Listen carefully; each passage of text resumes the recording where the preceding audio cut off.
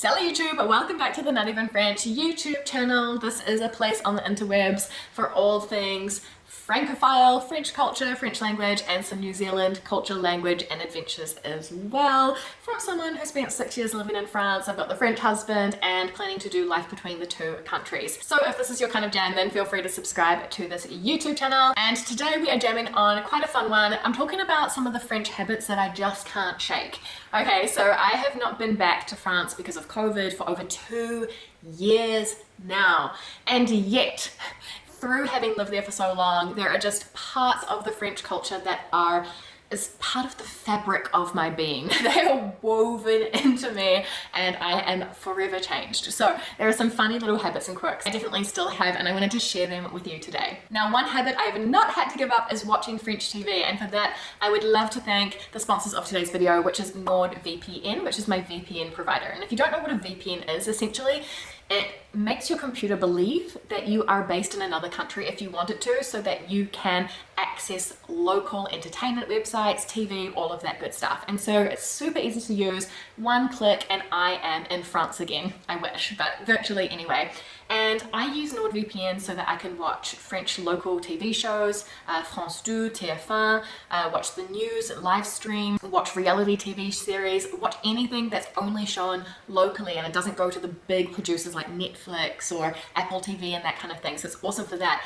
And I can also access the French version of Netflix and so on and so forth. So all of your media, news sites, entertainment websites are unlocked for the country and language of your choice. So if you want to watch German television, French television, UK television, American TV, whatever it looks like, you can do that with this VPN. And it works really well. It's absolutely seamless. It's super fast. It's actually been ranked the fastest VPN available on the market through a speed test because they've got over 5,200 servers in 60 different countries. So it doesn't create any lag whatsoever. And what's really cool as well is that you can share it across multiple devices, up to 6 devices, so you can share your account and it works on all of the major platforms. You can even use NordVPN directly on Android TV, for example. So it is such a handy thing to have up your sleeve, especially if you're thinking, gosh, what am I going to watch this evening? Why not transport yourself to another country? How cool is that? So thanks to NordVPN for sponsoring this video. They've also provided an epic discount for you all. If you click the link in the description box down below, click the link nordvpn.com/notevenfrench or use the code notevenfrench and you will get a 2-year plan plus an additional 4 months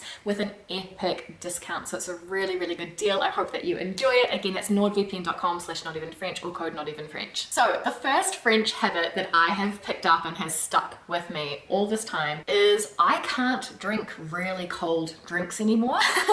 So I have to drink everything at room temperature, just like the French. So used to very much add ice cubes whenever I had orange juice in the morning or on a summer's day, you know, pitchers of juice with ice cubes floating in it, or just water, right, with ice cubes floating in it to have that ice cold water in your fizzy drink, create the extra fizz, cool it down, and so on and so forth. And that's just so not in the French culture, even in the peak of summer. Like, I can't quite take the cold temperatures of the beverages anymore. The next habit that has definitely stuck with me is not trusting people when I go to cross the street. Like at pedestrian crossings in France, even if your little man, even if it's light controlled and your little man is green, like, you need to look both ways. Your life is on the line. Like, motorists do not respect pedestrian crossings. And even to the point where it's actually pedestrian crossings, I don't even know why they're there. They're there to provide a place for pedestrians to cross once the cars have finished driving, I think.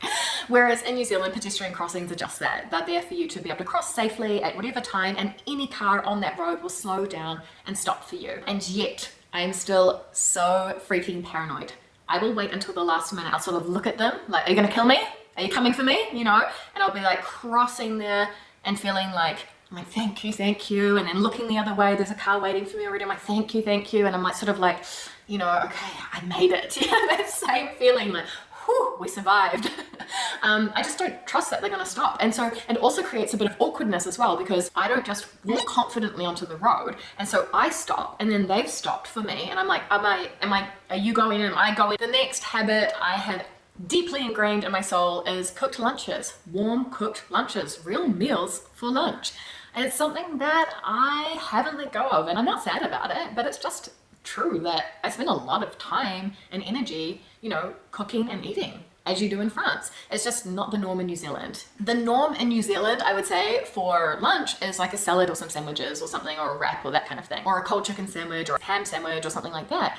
Whereas, you know, I'm just so used to having a warm cooked lunch. Like when I was working in Paris, we had the most epic canteen at L'Oreal. It was so good, and you would literally have like a duck leg and potatoes and vegetables for lunch and some cheese and all sorts of stuff, and it was delicious. Now I definitely still spend more time than the average preparing my lunch because it's a very important meal of the day. Next up is I have definitely lost the reflex to purchase greeting cards. Greeting cards are a big thing in New Zealand, just like they are in the UK and America, I guess, and Aussie. I don't know how they are in other parts of Europe, but in France they're really not done. Like, it's quite rare to get full-on birthday cards from every single person and Christmas cards from everyone you know and all of that kind of thing, and that sort of hallmark greeting card culture isn't really there.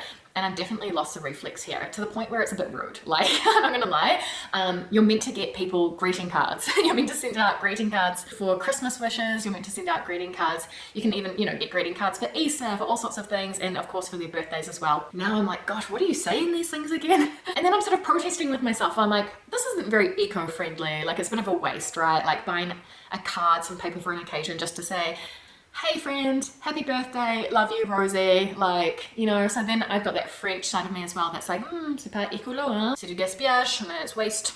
Another habit that I've definitely kept true to my time in France is, like, I'm quick to anger. And then I cool down quickly. So this is very French, very Latin, I think, but like something relatively simple could happen, like, I don't know, a link breaks in my business or something like that. I'm like, oh putain, like, I'm getting worked up, like, oh la la, c'est pas vrai, and then like just fix it with like a couple of clicks. I'm like, oh, ça va, and completely change behavior, like Jekyll and Hyde. Yeah, definitely still have that in me. And this one, as much as I would like to access it, I always leave the last of everything as well. That's very French. What's the saying? Le cacahuète poli, like the polite peanut.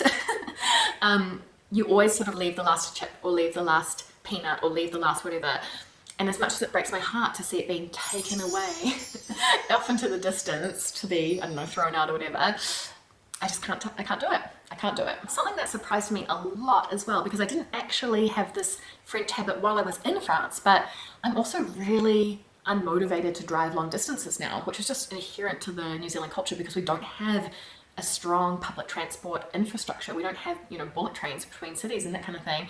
And so driving around is just part of being a New Zealander, going on road trips, you know, driving for 9 hours to see family or to go on a holiday and that kind of thing. It's just part of the deal. And I'm like, oh, c'est loin. It's like a constant French thing that I heard all the time. C'est loin quand même, it's far away. And that would be like a bad thing. Oh, c'est loin quand même. And it's like, yeah, for New Zealanders, like being far away is kind of the point. How exciting. C'est loin, how cool. But I'm like, oh, c'est loin. And I've definitely lost my motivation to drive and do road trips. Maybe I need to organize one to get back into it. Next up, I definitely peel my fruit now. I definitely peel the skins off my apples, peel the skin off my pears.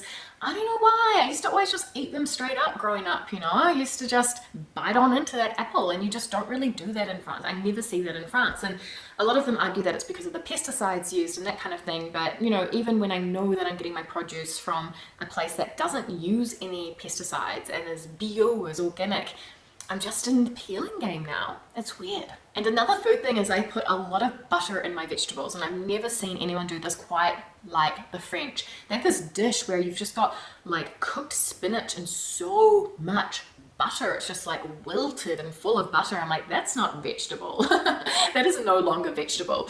You can't claim that. And they put a lot of butter in their veggies in general, and I've definitely kept that up. This one does not make me proud, but I often run late. I've definitely kept up the habit of running a little bit late to meeting my friends, to that meeting, to whatever that is, just 2-3 minutes late to a work meeting every freaking time, or like running to meet my friends, being like 10-15 minutes late, which would just be so normal in Paris, so normal, so expected that you'd both arrive 15 minutes late. And yeah, it's just a really difficult habit to shake. I don't know what it is, but my whole sense of when to leave for 6 years just got completely skewed. I can't quite shake it. Something that's a little bit of a hangover from the French corporate environment as well is over-analyzing emails and messages and things that people say, like overthinking it a little bit. Because in France you'd have to do that because there was often a sous-entendu, like a second message within the message that you had to pick up, you know, based on the person's position in the hierarchy and the way that they said things and formulated things, and there'd be an underlying message. Like maybe the explicit message was, it's up to you, but the underlying message was, if you don't do it, there'll be issues. You know, it's this kind of thing. And I find myself, you know, sometimes asking my team, what do you think she meant by XYZ? And they're like, probably just what she said, hey. This habit I've picked up from French people doing it to me. So when I was living in France, as soon as I opened my mouth, I'd be like, where do you come from in England? You know, like, j'entends un petit accent, like, oh, where's your little accent from, that kind of thing. And I used to really dislike it because I was like, oh gosh, like, can I just try and speak French to you and you just pretend it's all okay? And now I do it accidentally, like as a reflex, an instant reflex to French people. As soon as they open their mouth, I'm like, are you French? But I promise it's only because I'm so excited to meet them. But I know for them, they're like, especially if they've lived in New Zealand for a long time, they can get a little bit offended about it. They're like, oh, you know, she detected my accent straight away. Another habit or thing that I've kind of let go of actually is I've let go of the top sheet. I'm just saying. I made a video saying that I found it a bit weird that in France most beds are made up just with the bottom sheet, you know, the tighter bottom sheet that's down the bottom, and then your duvet directly. And what they do is, instead of washing two sheets, is that they wash the bottom sheet and then they wash the duvet that covers the duvet. I've just kept up that way of life, I'm gonna be honest. We very rarely have a top sheet on the bed. So that's the thing. Now this thing obviously burnt in my brain because I'm a career coach, and whenever people land their next dream job through one of my programs, I always ask if it's a permanent contract. Because they're so rare in France, like getting that holy grail permanent contract, that CDE. Like even if you have a master's degree, they usually make you do the internship and then the apprenticeship, and then you do a fixed term contract and another fixed term contract, because, you know, once they hire you permanently, you can basically decide to stay there forever, the way that employment law is. And so it's quite a big risk for a company if they don't know you well. I've noticed that whenever people say, yeah, of course, it's just like a permanent contract, blah, blah, I'm permanent, amazing, and they're like, what else would it be? So that's definitely a hangover. I've also noticed my attitudes on cars have changed a lot as well. So we have, you know, a second-hand, relatively old little Volkswagen Polo because it's eco-friendly and it's small and easy to drive around, and that's very much like the French mentality. Like, it's got to be practical, it won't consume a lot of petrol and gas, and they're definitely on the smaller side. Now when I see people driving around like big trucks and big utes and trying to park around the city, I'm just like, why would you do that? So I've definitely been converted on the car side of things as well. Something that's really quite funny that one of my friends called me out on actually is, once we're finished with the meal, I like to start a whole new wave of conversation. Like, now it's time to chat again, right? And I want to stay there for another 30 minutes after we've finished. Whereas in New Zealand, like, you're chatting and discussing and eating together, and then at the end you get up and you pay and it's sort of over, right? But because of the French culture of, you know, you're finishing and then you ask for the bill, and because in Paris at least they take so long to come back to you, it can be easily 15-20 minutes. I'm just used to sitting and chatting after a meal for that long, and I didn't realize how ingrained it was until someone called me out on it and was like, oh, it's really funny, you always, you know, like, once we've sort of like ready to roll, time to start a whole new wave of conversation and get into a new juicy topic, because we need to hang out for 20 minutes after the meal has finished. Another thing that made me laugh is that I'm really paranoid about administration and paperwork and that kind of thing, because it's so important now. And when Niels and I went to buy a house, like, we could just use built-in electronic signatures. They weren't even our signatures, they were just typed in a pretty signature font to sign for a house, you know, like just electronically being like, yeah, cool, type in R. McCarthy, put the date, send it back via email, and it's all good. Couldn't believe it. I was like actually suspicious. I was like, how is this possible? Like, and I started thinking, like a French person would think, like, well, someone could completely, you know, make this fraudulent, like people could fake this, there's no protection. And I was like, wow, I'm really French in this moment. Also, when it comes to my French habits, I do not hold back on my French facial expressions, which is really bad actually in New Zealand sometimes. You know, like I'm like, okay, or I don't know, like, why are you making that face at me? Or like if you're in a store and someone's service is average, being like, you can't do that here. And yet my French facial expressions remain. Like, someone say something you don't completely agree with, like, okay, if you say so. A few other little quirks are writing my surname in capital letters. So I cannot stop doing that. It's like McCarthy, as if I am screaming at people. McCarthy! Don't you forget it, as in capital letters so that you can sit up and pay attention. I also talk about time in 24 hours like I'm in the military, because when you're in France you say, oh yeah, we'll meet at like 20h30, meaning 8:30 p.m. at night. And so I'm communicating with people and being like, oh cool, should we meet at 20:30? And it's like very military. I also cannot put my bread on the plate.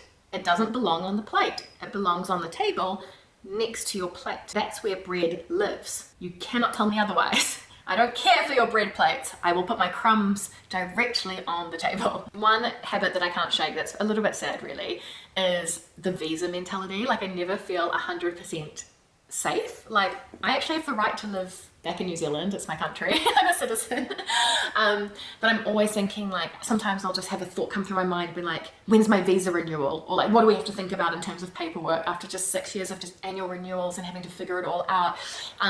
And so my thing at the moment is when Niels and I have been married for 4 years, which is 10 months away, I can apply for my freaking French nationality, finally. But like every single month, I don't just say like, oh cool, it's October. I say like, oh cool, it's 10 months to go until I can apply for my French nationality. Like the months are counting down. It's all about the visa, the nationality. And I'm like calculating when can Niels apply for a citizenship and all this kind of stuff. It's just a thing that I've had to think about for so long and it's just not going away anytime soon. And the last habit that I have picked up, which I think is important, is critiquing the government. And I know in New Zealand it can come across as, I don't know, being ungrateful or being too picky or a sense of entitlement or anything like that, because a lot of people love our Prime Minister, Jacinda Ardern. She's really celebrated worldwide as well. But I think it's really important, and this is what France has taught me, to critique your government and to pick things apart and to challenge policies, because no one's perfect and no government is perfect and they can't possibly be representing everyone well. And as long as you don't speak up, they don't have a case for change.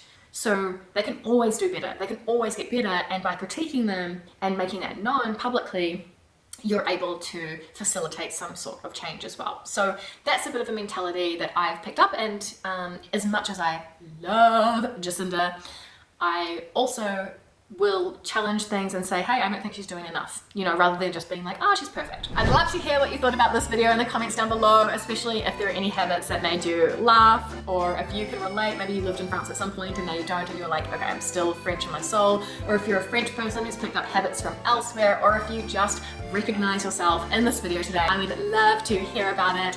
Otherwise, thank you so much for watching all the way to the end, and I will see you next week on the Not Even French YouTube channel. A bientôt!